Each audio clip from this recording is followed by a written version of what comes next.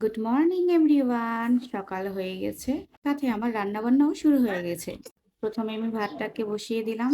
এরপর ইলিশ মাছ যেহেতু রান্না করব, এর জন্য আলু বেগুন কেটে নিলাম। ইলিশ মাছগুলোকে একে একে মশলাগুলো দিয়ে মেখে নিলাম। এরপর আমার ভাতটা রান্না হয়ে গেলে ইলিশ মাছটা রান্না করে নিলাম।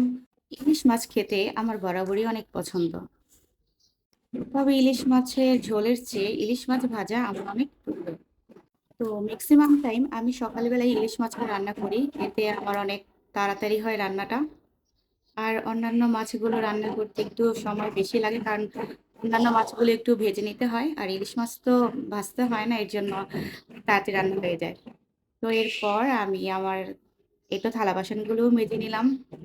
এরপর অফ ক্যামেরায় আমি লাউয়ের খোসাগুলোকে কেটে নিলাম। এটা আজকে আমি ভাজি করব। এই ভাজিটা কার কার পছন্দ? ভাজিটা কিন্তু আমার খুবই পছন্দ। তো এটাই আজকের আয়োজন।